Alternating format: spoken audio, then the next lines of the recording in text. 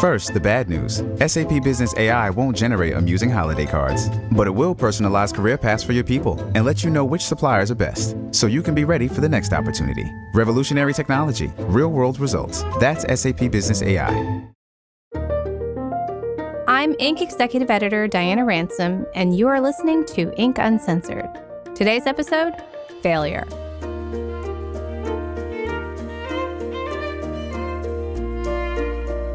Just about every founder has some story of failure, whether it's small moments of setback early in careers or gigantic collapses. It's hard, emotional, but sometimes a necessary part of a founder's journey. So naturally, we wanted to explore failure on this show. So we reached out to a couple who founded an ice cream company and just before the pandemic, filed for bankruptcy. My name is Jackie Cuscuna, and I am the co-founder of Hills Creamery and The Social. My name is Brian Smith, and I am the other co-founder of Hills Creamery and The Social. And you're listening to Inc. Uncensored.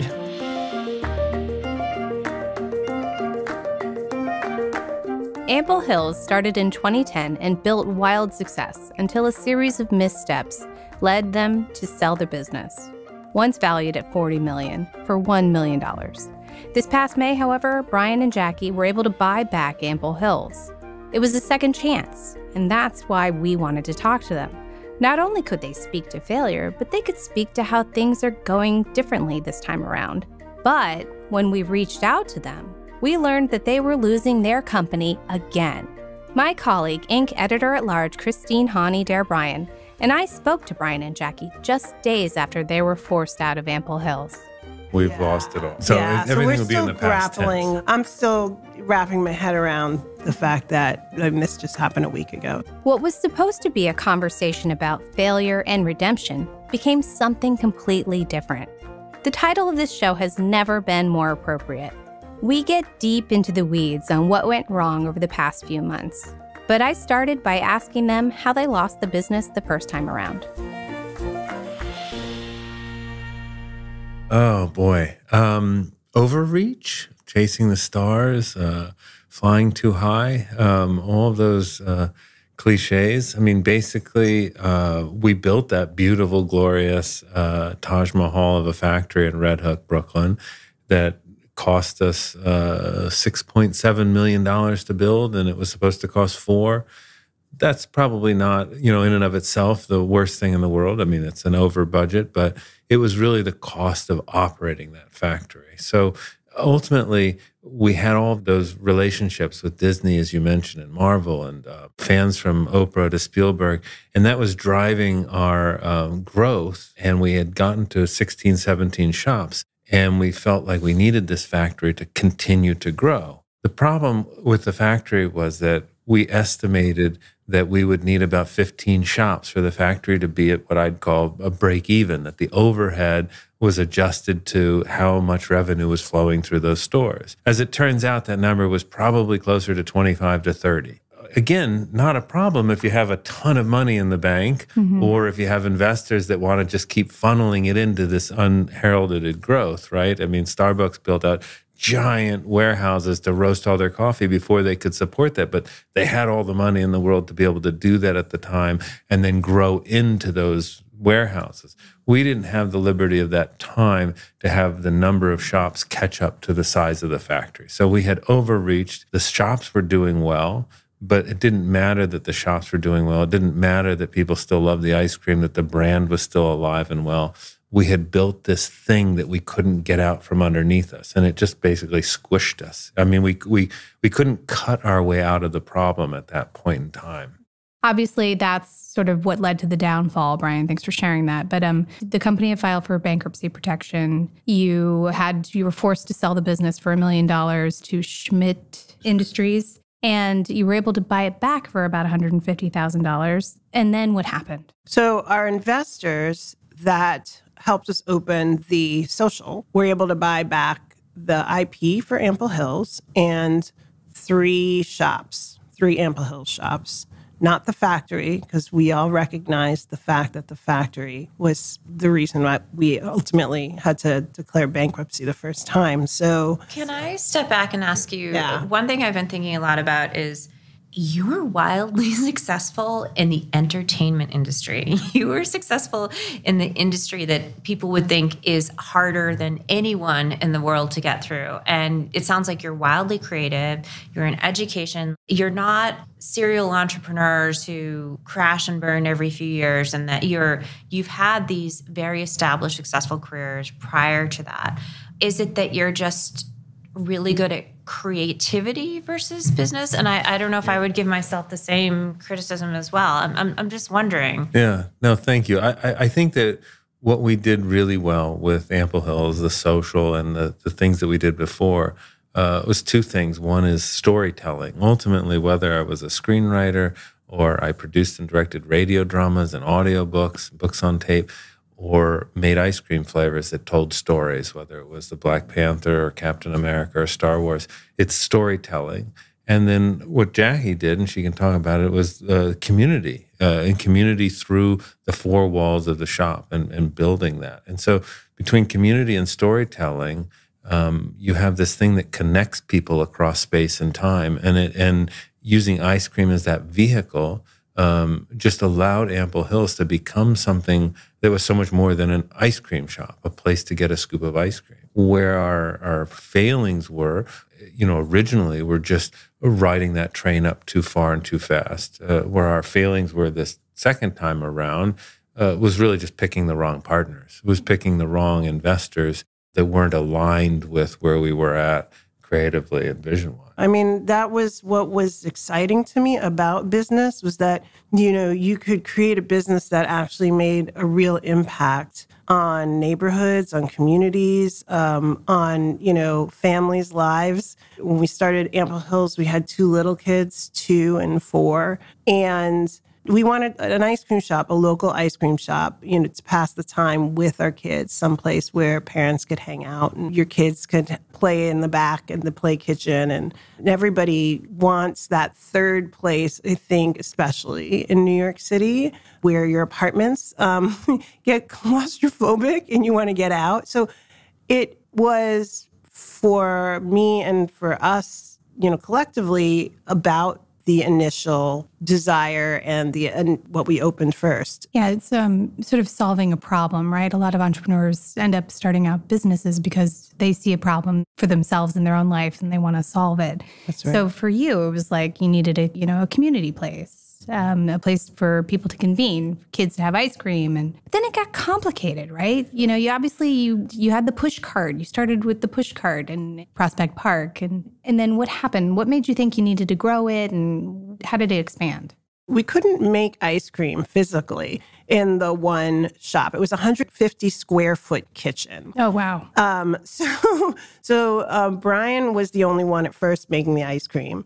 Then we saw that we actually needed more people to help make the ice cream. But then we realized very quickly that we needed a larger space to make the ice cream. So originally when we expanded, it was just really because of the demand and the inability the lines were just so long that we thought we need to open up another place, get a bigger space to make ice cream because we can't serve all these people with what we're doing now. Yeah, but that makes sense, right? Yeah. I mean, that's growth. That's natural growth. Yes, exactly. Yep. And the growth was very organic and very natural for the first 3 or 4 years. What happened was, the singular moment in time when that changed was when we got an email from Bob Iger, who had ordered the ice cream online and offered help and said, maybe we could open in Ample Hills at Disney. And, I grew up in South Florida. I went to Disney all the time. That was an impossible thing to say no to. He became a mentor, visited the shops.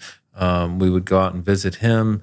And he really helped us more than just the introductions, obviously, to whether it was Lucasfilm or Marvel or Star Wars, or Oprah for that matter. It was helping us codify what it was that we had done well. Meaning, when you open an ice cream shop and you're 40 years old at the time, and Jackie was a school teacher and I'd been a screenwriter, you don't have the whole vision and the mission planned out. You don't have all the elements. We weren't building a chain. We were just opening a neighborhood ice cream shop.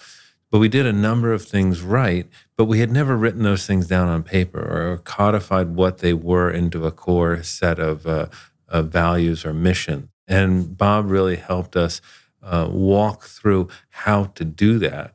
And when we did that, and then when we started a relationship with Disney, that introduced the idea that if we were going to do that, it meant growing quicker. It meant needing to not do it, as you say, organically with the profits from one shop feeding the next shop. It meant going out and raising money, which, of course, we found to be very easy because we had this relationship with Disney and these things happening. All the shops were successful and profitable at that point. Right. Yeah. And it wasn't just Bob. We were already on like Food Network and Today Show.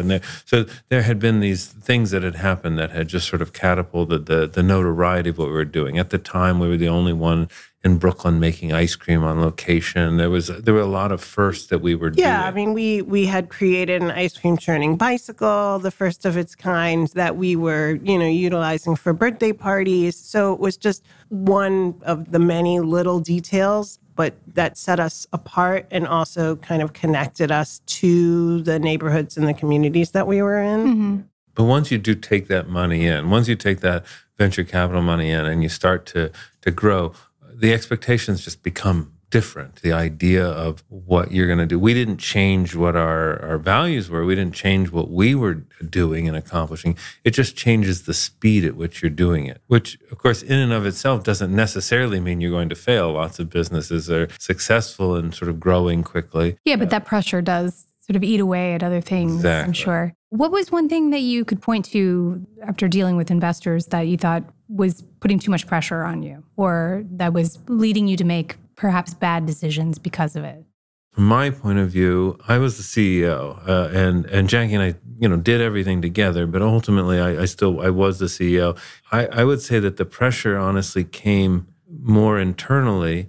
We had a wonderfully too supportive board of investors that... Gosh, too supportive of a board? Does that They were happen? very supportive. I guess what I mean is when important questions should have been raised, they weren't necessarily raised because the people, I had to that point a Midas touch on everything that we had done. I mean, it's just the facts on the ground as you look at them at the early growth and the relationship with Bob and the things that we were doing and the ice cream we were making. And so it was like a lot of yes people, and which was wonderful at the time. In retrospect, having people that had more experience in that space. These were venture capital people mostly, not people with food experience or brick and mortar experience or growing a brick and mortar business or a food business.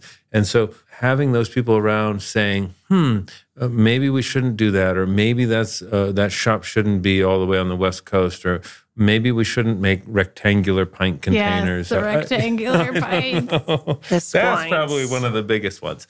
But anyway, it's just that idea that we weren't being pushed and questioned. Building on what you said about investors and your investors not always being in the food space, how much of this and the problems you face for people not understanding the challenges of being in food? Anthony Bourdain once said to me, there's nothing like working in food because it's a perishable product, and that introduces all these other variables. So how much has that affected the outcome of your business and the challenges of your business? I always liked ice cream because it didn't go bad. Like, our children were always like, we wish you had a cupcake business, or we wish you had a cookie business. But those things go bad after a couple of days or a day. Ice cream, at least, as long as the freezers don't break down. And yes, that's terrifying. And it's better than gelato, the gelato business, right? That's right. It's got more fat in it, so it can survive longer in the freezer. Meltdowns in the freezers, those were always stressful. But in general, I wouldn't say that was a significant part of it. It's just food in general and scaling a food business and the manufacturing of it is very different when we opened the first shop, how we made ice cream, to how we made ice cream in the factory in Red Hook 10 years later, to the point that I didn't actually know how to make the ice cream in the factory in Red Hook. I mean, I didn't personally know how to operate the machinery because it was industrial, what's called continuous freezers, So because of that, I ended up naturally through the growth, pulling myself out of the kitchen and running the company without having my hands in making the ice cream. And I think that was certainly also part of the problem, that we, got away from, my core superpower, if you will, of like generating product and ideas for products. I also think it's also just dealing with the food business generally. It's common to fail in food. What I also think is interesting is that the choice of investors that you all brought on, you said it was easy to get money from them, but at the same time, they're sort of like tech people, right? Mm-hmm. They don't necessarily understand the food business, and the food business is really rough. I mean, you talk to the David Chang's of the world. I mean, he's had multiple failures, and That's right. It happens. So if you could talk a little bit about, the investors that you've worked with and, what went well, what didn't go well. As Brian said, they were very supportive. I think they were really looking at growth, from a kind of rocket ship perspective, as opposed to maybe looking at this factory that we had built and how that was going to make sense. From our perspective, the factory made sense because it was going to be in Brooklyn. It was going to be part of our story. It was going to be a place where we could go to that, almost like the Ben and Jerry's factory. One of the conversations we had was actually with Jerry, who said that creating this factory, this space where people could actually, see where things were being made was a really important piece of the brand. And so for us, museum elements. Also, it made sense that it was in Brooklyn, right? Because you have Ample Hills as a reference to Brooklyn. Exactly. Walt Whitman quote. Yep. One of our board members, one of our investors, was one of the founders of Brooklyn. Brooklyn Brewery. Brooklyn Brewery, right. And they had originally not made their beer in Brooklyn, right? And then they later on made their beer in Brooklyn. I can't remember. But it's just, we talked a lot about that.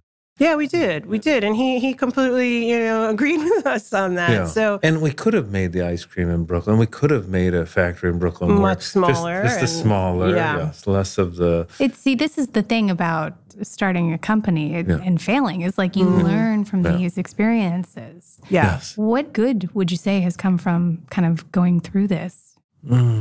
So much smarter. I'm really tired of learning things. I would like to not learn anymore. No, we did. And in fact, as we started over again with the social, which was our new ice cream shop that we birthed out of the pandemic, one of the exciting things for me was to get back in the kitchen, to learn that 10 years from now, if we had been able to grow the social into like 10 or 15 shops, obviously I wouldn't be making every scoop of ice cream, but I had swore to myself I was never going to completely leave that thing, which is what gave birth to why people liked it, why people cared about it. The quality of the product is, one of the few things that separates it from some other brand. There's the community aspect, the brand, the storytelling, and the quality of the ice cream.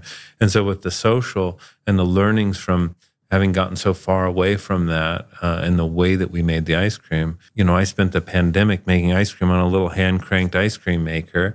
If everybody was making bread and sourdough, I was churning. Well, you also made... I made some donuts that we ended up using, but I really loved doing that and getting back into the making of the ice cream and looking at how could I improve upon what we had done before at Ample Hills. And so I think that was one of the learnings, and then was to go slower. Yeah.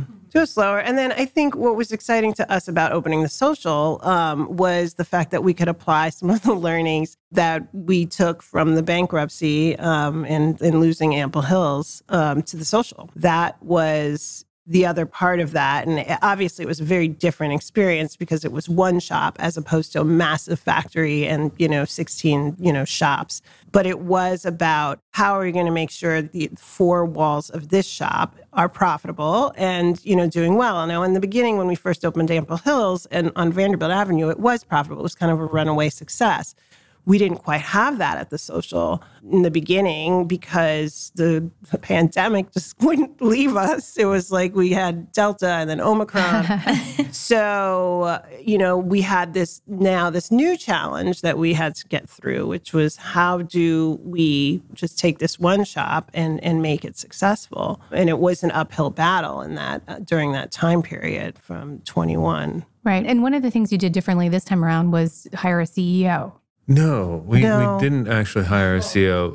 That came only after we took back Ample Hills. So the way it happened was, somebody else took over Ample Hills, Schmitt Industries. They ran it for 2 years, and then they closed all their shops down in December of 2022, and then liquidated by May of this year, 2023. And that's when we were able to, along with our investors, buy it back. In that intermediate time, we had opened the social, just a singular shop. And so Jackie and I ran that. Our investors were basically silent investors. We controlled what was happening inside those four walls.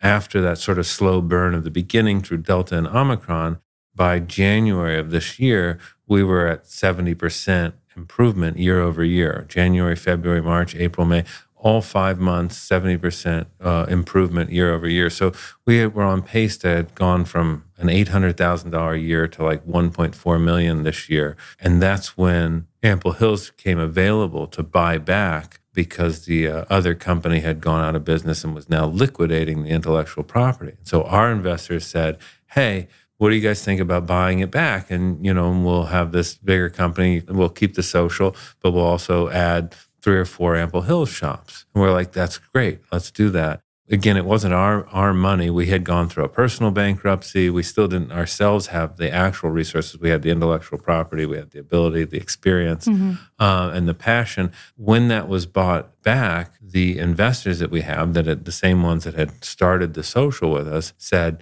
we're going to do this, but we want to put in a CEO, one of our own. Like one of the 3 investors would be the CEO. We were not opposed. I mean, 5 years ago, I would have been, kicking and screaming like, this is my thing. Nobody takes, but through the learnings, right. That, you've been humbled. Yeah, exactly. One, you're humbled, and 2, you realize what it is you do well and what somebody else might be able to do better. Right. Meaning, like, just sort of, if you had a CEO that had experience and could run the financial guardrails of the company, allow for the creativity and the culture that Jackie and I did as the founders, then you could have a happy medium between the 3 of us. Unfortunately, that is completely and utterly not what transpired over the following 5 months, but that was the idea and that was the goal. Are you opposed to working with the CEO in the future, or someone who's a CEO? Yeah. Oh, good Lord, no. No, I mean, not at all. we would love, again, it would be great. And wherever we go next, it will probably not necessarily be our own entrepreneurial thing at this point. We'll probably look for, work somewhere else, working for some CEO. I would imagine as a next step. I don't know. We'll see. We'll see. Can we reframe this concept of failure? Because just thinking about it, I've written about a lot of food companies that have done things wrong, but you've created a product that's brought people joy. I know ice cream has gotten me through the last few years. Yes. Good. And so when you look at your work and that you brought a product that people enjoy at a very dark time in our society, what do you view as your successes? And then do you even view these things as failures, or what would you consider failures? Like, what's your perspective on this? Yeah, I see what we created as pretty special too, and magical and beautiful and, connective. And I think part of our desire to start again with the social after losing Ample Hills was the fact that everybody at that time was leaving New York City, and we didn't want to do that. We wanted to create more of a space here. We know we do that well. That I know, and I think a lot of people know, that Brian's ability to make incredible ice cream is pretty incredible. But the community aspect of what we did was such a success. It resonated with the community so incredibly, because up until, and we'll get to this in a few minutes, but up until on the day that we were fired from the companies, 2 people came up to us in separate neighborhoods just saying, yay, Ample Hills. And we were like, huh. Yeah. Wow. Yeah, we got that a lot because this for-profit business means a lot to people. And I think that people, that sense, we have no regrets about, because our personal failure in the sense of losing those jobs and losing those companies and losing the financial stake in them and not having any money, those all sound like terrible failures, and they are. And they're things that we have to live with on a personal basis in terms of paying rent and bills and sending our daughter to college. But the thing that we made, it has impacted countless people's lives. That's something that we take with us forever. I mean, and it's that beauty and community. Yeah, I mean, I think that the part that hurts the most, honestly, is letting all those people down. You know, to see the excitement and genuine excitement, I guess, is there's no other word for it. When we were able to get Ample Hills back, that excitement that people were showing us in the street and in the shops when we would go there felt great. And to kind of not have that and know that we don't have that anymore is just a hard pill to swallow, I have to say. But you can be proud of what you've done. Absolutely. Yeah, no. Yeah, it's true. We did create some great spaces and ice cream and places and more importantly, moments for people that, you know, will stay with them for the rest of their lives. So many people would come up to me and say, oh my God, you know, I had your ice cream at our wedding. You guys did a wedding cake for us. And then, you know, we celebrated our baby's first birthday on your rooftop in Gowanus, or all these various celebrations and moments that are just important. And I know that I experienced them growing up in special places with my family. So I'm glad that we had the opportunity to do it. Right. Take us back a little bit. So after Ample Hills ran into financial trouble with the factory, the business was still kind of started to hemorrhage financially. And then what happened?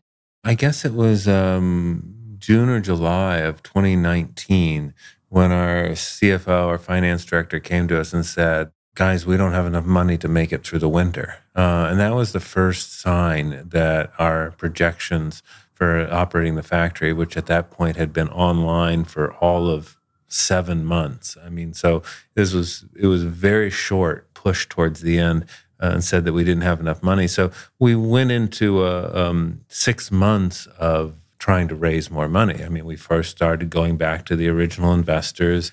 They were tapped out. Right, so you'd raised about $20 million. Yeah, total, $19 million over the course of 2 series and some notes, convertible notes. Mm-hmm. And so then we were trying to do a down round where everybody would get wiped out and we would still be able to keep the business and afloat. And we had many potential suitors.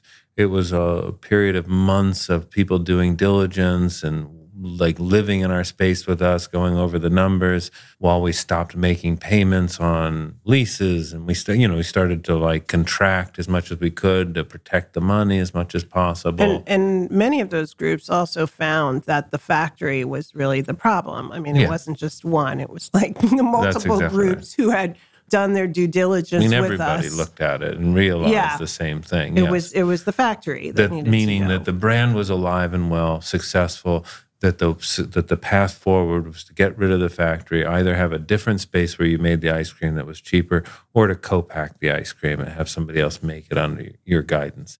But all of those things sort of collapsed, or they didn't necessarily collapse, but we just started running out of time. And so by February, we realized that we did not have enough. And of course, it's winter, so there's not much money coming into the business.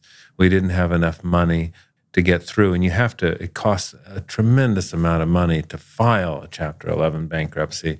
I think it was like $750,000 just to go through the legal process. So bankruptcy is not something you do if you have no money. You have to. So we had to save enough money to be able to do it. Yes, Chapter 11. If you liquidate, that's different. So we don't need to get into the weeds in that. But Chapter 11 is about trying to reorganize the business. So our intention when we went to file Chapter 11 was that this would be a big story. Everybody at that point, there's nobody out there in the world that thought anything else other than Ample Hills was still a runaway freight train and was incredible and exciting.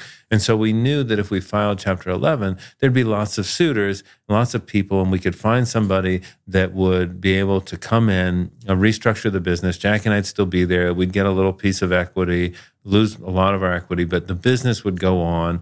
And we would rid the company of the considerable debt that it had through the bankruptcy, and all that would work. The problem is that we filed for bankruptcy on March 15th of 2020, and on March 16th, the city shut down due to the pandemic.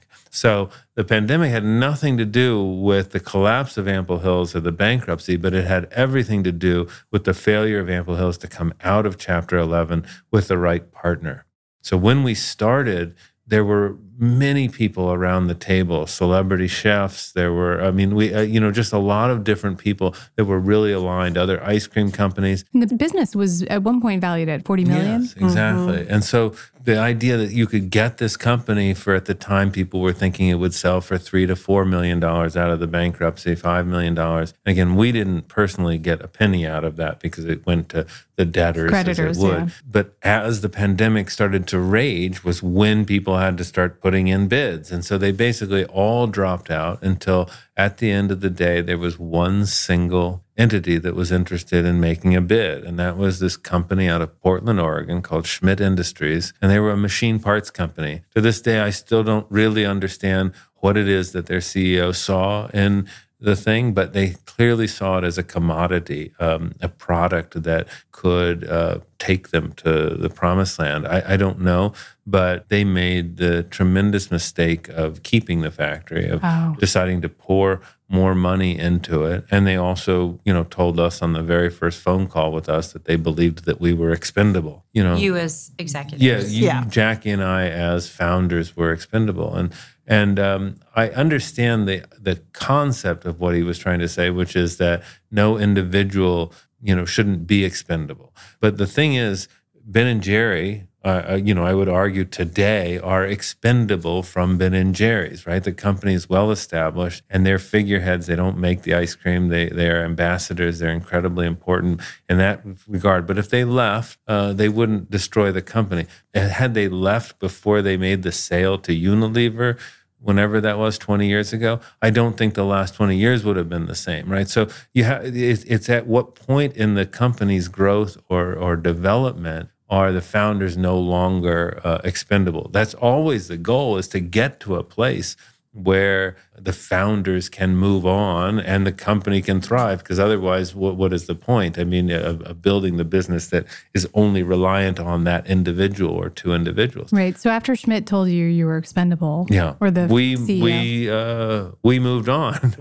We were not going to be there, and so we couldn't work out a deal with them. Well, they ultimately just didn't want us. They didn't. We had tried at one point, and then they just. They didn't want us, yeah. And so we ended up not having jobs there. So we never worked for them. Once the deal was solidified and they bought it, and they then started pouring in money into it and restarted the shops. And they restarted 10 or 11 of the shops in the factory. They were a publicly traded company, so we were able to see their quarterly reports, and I could see the hemorrhaging of the money and whatnot. And eventually, they ended up getting called up on charges because they were misreporting figures to NASDAQ. They got delisted from NASDAQ. They ended up hemorrhaging all their money and shutting down on December 19th, just less than 2 years after they had taken the company. First, the bad news. SAP Business AI won't help you generate cubist versions of your family's holiday photos. But it will help you understand which supplier is best to help you roll out your plant-based packaging in Southeast Asia, or identify the training your junior project manager needs to rise up the ranks, and automate repetitive tasks while you focus on big innovations, so you can be ready for the next opportunity. Revolutionary technology, real-world results. That's SAP Business AI. And meanwhile, you had taken the time to start the social. That's right. Yes, exactly. We spent the pandemic dreaming up what we wanted to do next. We had the luxury of, but we had the time. I don't know the luxury. It wasn't a luxury, but we had because we had to move. Yes, we were, but the pandemic, there was the double unemployment. There was the assistance to people that had lost their jobs with the pandemic and stuff. So we had some time to build up an idea for what's next. And so that was when we hatched the idea for the social. And that, as Jackie was saying, came out of the idea that people were social distancing, and we wanted to reclaim the word social as a way to have ice cream bring people together. And then also as the ice cream social, which was historically created to raise money for a cause. And so every month we would have an ice cream social, and we'd connect with a nonprofit, and we'd churn ice cream on this big, huge, larger than life ice cream churner and do that outside. And it was great, a great space and a great comeback. What's often happens in sort of startup culture is failure gets deified somehow. A startup that has failed or a founder who has failed kind of can go on to the next thing. You've learned from the experience. It's a badge of honor. Some investors won't even blink at you unless you have failed previously. It hurts to go through it. Clearly, you're experiencing this now. But what we have found in our reporting is that it can actually help you in the long run. What helps you is industry experience. So instead of writing science fiction movies and teaching, if you had come from the ice cream industry and then starting a company in the ice cream industry would have helped you, but also failing in the ice cream industry and then going back to ice cream and learning from those mistakes can help you. So who knows what you're going to do next? Yeah. But the question is like, maybe if there's a way to, with the gift of hindsight, look back at what you did and maybe there's a lesson that you learned or what might be the key thing that you took away from that experience that you would bring to the next thing. Yeah. I mean, I think, for me, it's if you're looking at a business and you're building a business, is to take things a little bit slower and make sure that the unit economics are working and that the sound business is working and is profitable before you scale. There's a sense a lot of times, I think, with startup culture is that we'll fix it later. Okay, we've got a lot of people that like this thing. We're going to grow it. It's not profitable now, but we can fix that later. And sometimes you can, I guess, but it's so much healthier and so much more of a sure thing if those things are sound and established beforehand. And I think that's the primary thing that we did wrong the first time around. What else did you dig your heels in on besides the square packaging that you maybe regret now? I think that maybe it was building shops out of state early on. So originally, when we first sort of started, we had thought of growth in concentric circles, starting in Brooklyn, and we could go to Manhattan, maybe Westchester, Jersey, and you start to just sort of expand through the tri-state area. And that seems organic and made sense. But I think once the relationship with Disney started to happen and there was this opportunity to go to Orlando, then it seemed like, well, maybe we should be in Los Angeles because, well, it's 3,000 miles away. Doesn't that sound easy? No, but it was the other major media market. And since we were a media darling and we were like connected to the greatest entertainment company in the world, like we should be in Los Angeles. And then, well, we should be in Miami, and then we were looking at Chicago. And so I think that those created such operational challenges to a young business and quality control issues that we just weren't setting ourselves up for success at that time. Is there anything fundamentally different between the food industry, between your first time around with Ample Hills versus the second time that has changed that entrepreneurs should be aware of? I think retail obviously is somewhat more difficult because of the pandemic. But, and I say there's a big but there, people are now, the pandemic is waning and people are still looking for places to gather and be together, whether they're wearing masks and, they're outside. Snow gear, yeah. Yeah, exactly. Like it's just, to a certain extent, you do have to mitigate some of those losses that have occurred from the pandemic. And that is like creating those cool to-go packages or whatever it is that's a little bit pandemic-y in terms of like how you're going to create this experience in a box that you can give to people who might be nervous about gathering, as well as the gathering aspect of it.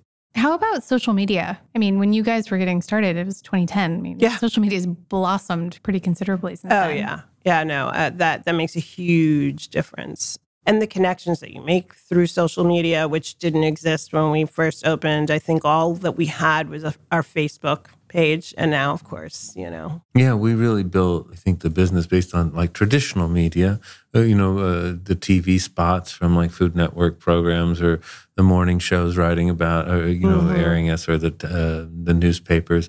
And now brands can start up in just that social media space. With food, I think it's really interesting because the greatest challenge with like a food business that's only in the CPG space or not, that doesn't have brick and mortar, is that it's so much harder to create via just the social media angle, that kind of brand connection, the kind of passion that people feel. When people walked into an Ample Hills, we'd already sold them a scoop of ice cream. They once they walked in the doors, they're like our customer and they belong there and they're connected to it, right? But walking down a supermarket aisle with 20 different kinds of ice cream pints in that pint freezer, if you don't have the brick and mortar space for your CPG brand, it's so much harder to break through to get that emotional connection. And so Ben & Jerry's, historically and famously, they have scoop shops, but they represent, single digits of their overall revenue of that company. But the scoop shops provide this incredibly important role of being marketing centers, of being brand ambassador centers, places that generate that community and the passion for people.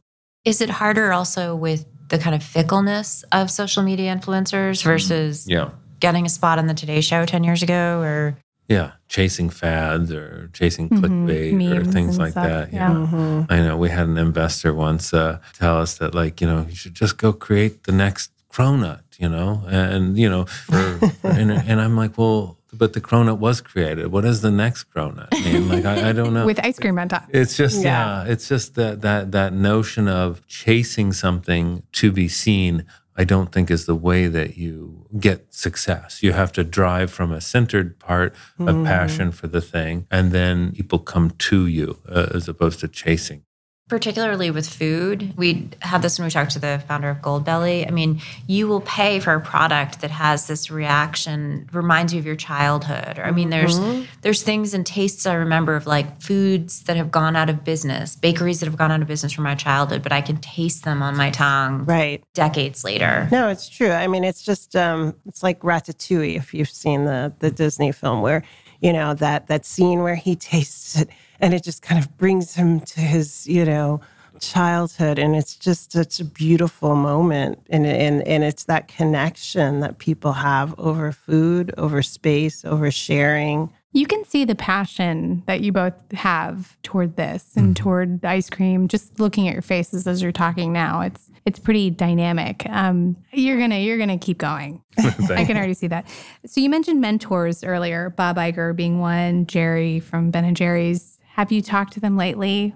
Any tips, advice? I haven't. I need to. I've been hesitant to call, but I should reach out to Bob. Yeah. He's been he continued to be a supporter once we'd moved on to the social, ordering ice cream for Christmas presents, and but I haven't recently. I think we're still in the reeling phase, and as we sort of get grounded, I think we'll start to figure out what the next step is and sort of reach out to people. Yeah, I do wonder how they would view a failure. Yeah. Well, because Jerry, for sure. Oh, for sure. Yeah. Now, it's different because, right, Bob is not himself an entrepreneur. Bob Iger didn't form or create Disney. So it's a different kind of role or thinking than, say, Jerry. And ultimately, Ben & Jerry failed in one sense because they did not want to sell their company when they sold their company. They obviously did okay and continue to be ambassadors for the brand and whatnot. But at the time, it was an epic failure for them. They were sort of forced into a selling of the company that they didn't want to sell. Building on what you said about learning and almost being tired of learning, does it feel like a failure or does it just feel like a really hard learning experience? I think it feels like a really hard learning experience, actually. Yeah. It's just another learning experience. It's not even just that it is really hard. It's a really hard, one more really hard learning experience, right? It's just that, every time you fail, you learn something new, you learn something different. The first time we failed, we learned some things, a bunch of things. The mere fact that we could fail because we hadn't yet failed, right? That's the first thing that you learn. Oh, okay, I've experienced success. I haven't yet experienced this horrible situation. So there is that.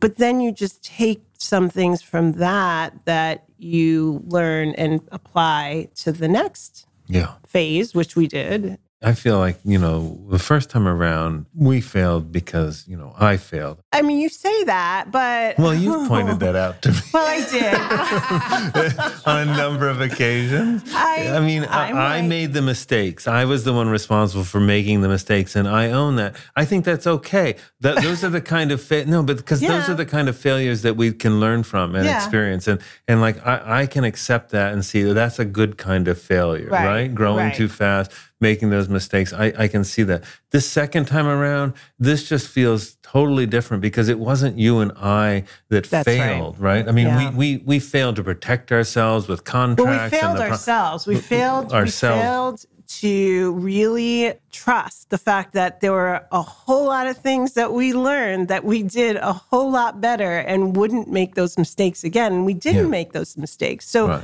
other people were making that sense, we were, hugely successful, except we didn't protect ourselves. We were so excited about this dream of getting back, this third child that we had created and birthed. And we were so excited and so focused on that we didn't focus on ourselves and maybe what we needed to have, like a contract, very simple stuff. Equity, all those things. Contract, lawyer. You just wanted it. We just wanted it. We just wanted it. And so it was May when we were able to buy back the IP of Ample Hills and the 3 retail shops, and then find a place really, really quickly to make ice cream for all of those shops. So now we had 5 places that we had to make ice cream for. Brian had to figure out how to make ice cream. Because we'd been making ice cream at the Social, but it was not big enough to make ice cream now for the Ample Hills as well. That's right. And so the investors wanted us to open up these shops very quickly because it's May and it's ice cream and it's New York.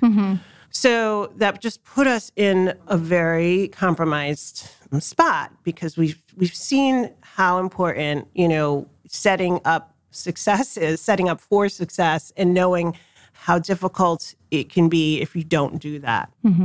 So the shops basically had to sort of roll out in a matter of weeks when we thought they should really be rolled out in a matter of months. So this is really frustrating because it's like you knew that this was not a good idea. That's right. Yes, but we didn't have the control, the power, the resources. So we sort of, instead of just saying no or stopping, I'm not really sure what would have happened then. But in any event, we didn't have that power. Yeah, and what happened was that we were doing all this frenetic opening of all of these shops at once so that we could open for the, summer season. And yet we didn't have a contract. So we hadn't solidified the conversation with the investors that we had about our equity stake and our salaries and everything else, right? Because we had to keep going and opening up all these shops. So to be clear, you didn't have like an employment contract? Correct. Right. No employment contract. We'd had an original operating agreement for the Social,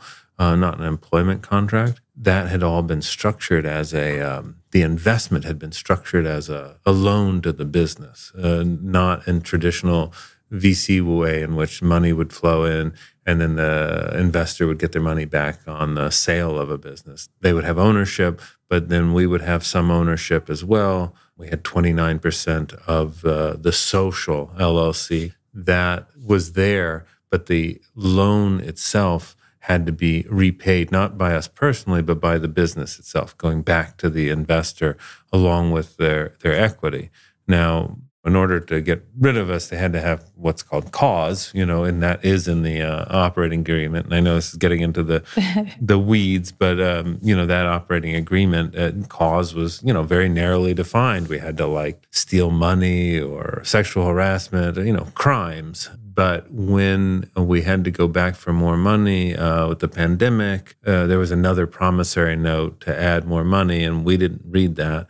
And they had changed the definition of cause to be not paying back the loan on their schedule. And so that's how they legally were able to remove us. They also told us, don't pay us back because we don't want to just loan you more money for you to turn around and give it back to us. We want you to wait till the business is successful and is profitable, and then you'll pay us back. So we'll figure it out. But I don't have that in writing.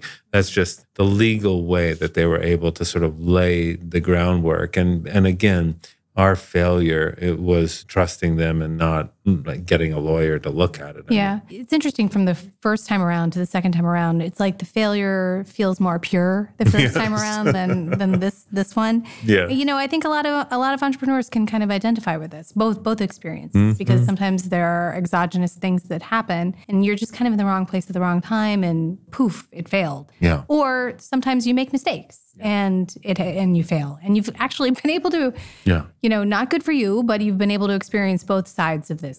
Yes, and people really, really just have to know that, you know, what Jackie's saying too is just like protect yourself. You know, we thought, we don't have a lot of money. We went through the personal bankruptcy. We don't have to hire a lawyer. Lawyers cost thousands of dollars. We can't afford to hire a lawyer. You cannot afford to not hire a lawyer. I mean, it's as much as nobody wants to pay lawyers to like read and write contracts. My God. I mean, it feels like money that's just flitting out the door at that time, right? Because everybody's happy. Everybody's trusting each other because you're in business together. That's when you have to do it, because after the fact, it just doesn't matter.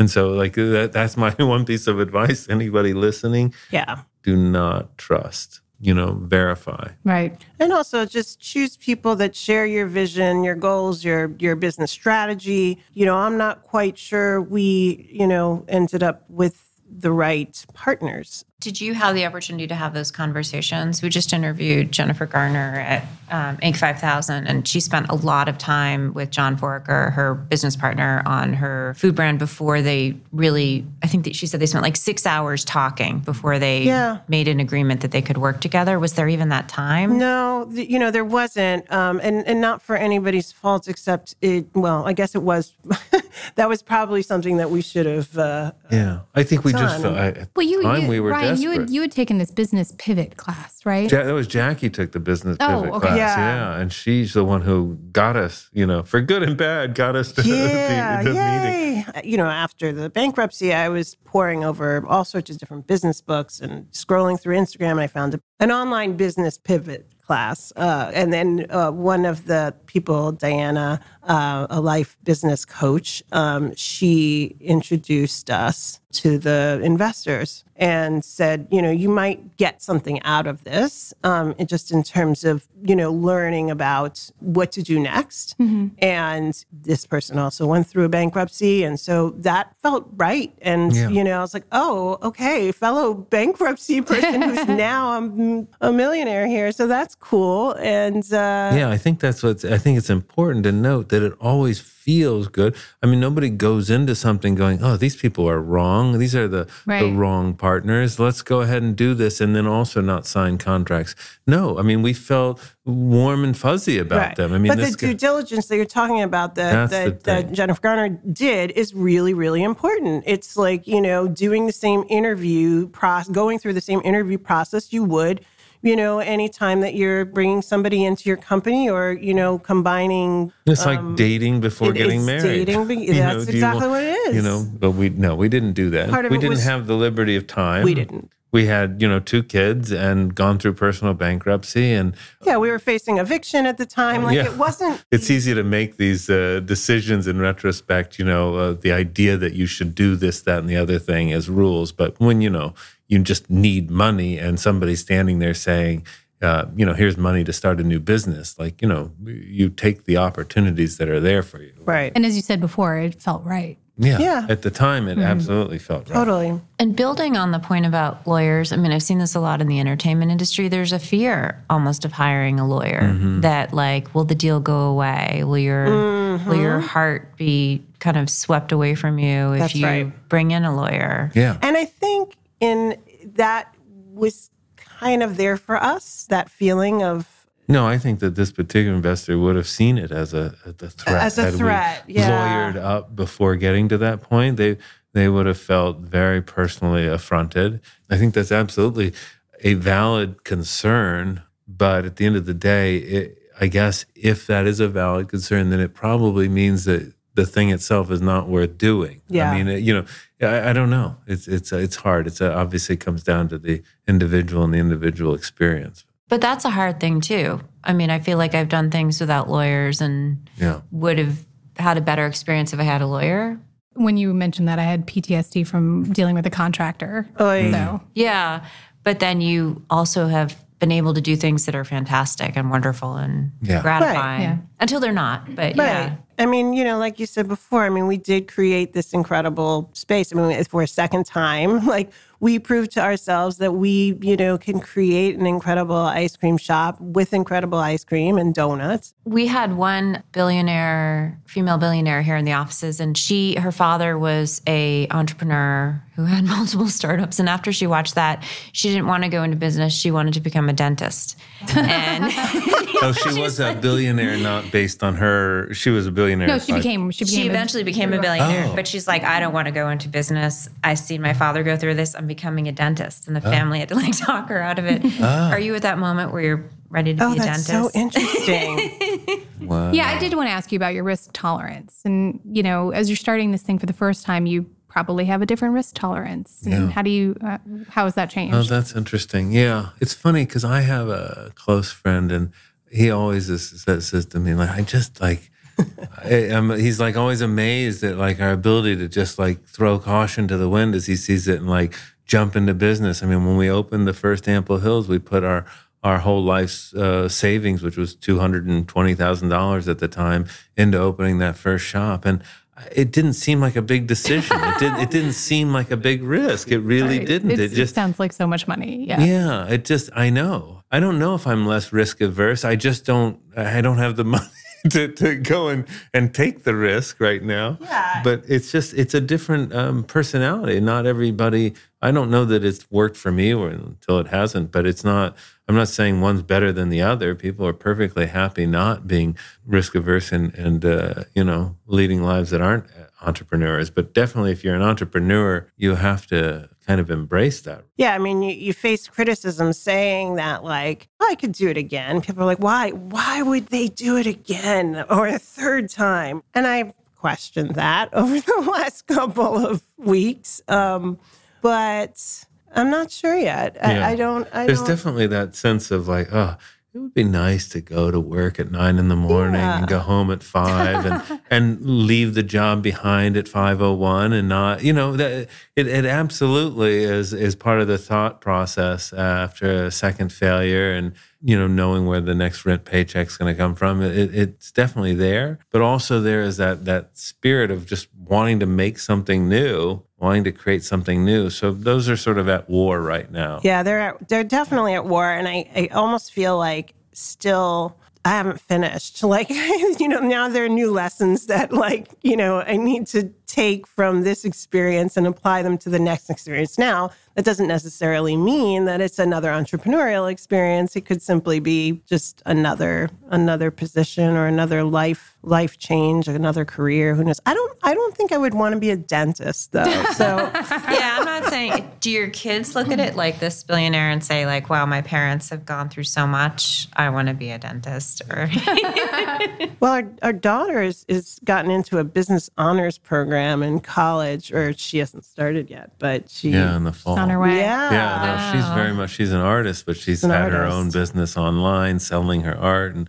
she's very entrepreneurial. You know, her son is a little younger, so hasn't quite figured out yet what that thing is for him yet. But she's very into that. I think has that entrepreneurial spirit. It's a good segue. This whole story of yours has become a case study at Harvard Business School. Right. So students are learning about your story. What do you hope that they take away from it? I mean, I think that perseverance and resilience, it's not dissimilar to, we did sit down about a week ago and told our 17-year-old and 14-year-old that we'd lost our jobs and that we, Christmas would be a little different this year and that, we're losing this thing that they had grown up in and built for a second time. But it's interesting because neither of them looked or have acted devastated or terrified. Our daughter just turned and said, "Well, I'm sure you're going to be fine. You'll figure something out. You'll always do." Just this sense of innate confidence and optimism. And so I think that why she must feel that way is because she has seen through the pandemic and through all the ups and downs, a sense of resiliency and perseverance and sort of that quiet confidence, even in the face of all that. And so I think that is probably the thing, the willingness to be introspective. An unexamined life is not worth living, right? If you're just diving headstrong into the next thing without being willing to examine that, then you will just keep repeating the same mistakes. And we did not, I can proudly say, repeat the same mistakes. We just made some new ones. We just made new mistakes, But, yeah. I mean, the ability to reflect, to ask people too, like, well, what was I good at? What did you like about me? What, felt right? What about this shop did you love? What about this flavor did you love? Just all of those things, just reflecting on the good, the bad, all the learnings and the resilience, because you have to go on, right? We have kids, we have a family, you have to figure out next steps. We just have to keep it on. You're here. We're here. We're here. That's all for today's episode of Inc. Uncensored. Be sure to subscribe on Apple Podcasts, Spotify, or your podcast platform of choice. Also, if you liked this episode or have suggestions of what topics you'd like to hear about, leave us a review on Apple Podcasts. Or reach out to us on Inc.'s social channels on LinkedIn, Instagram, and the app formerly known as Twitter. Inc. Uncensored is produced by Julia Shu, Blake Odom, and Avery Miles. Mix and sound design by Nicholas Torres. Our executive producer is Josh Christensen. Thanks for listening, and we'll see you next week.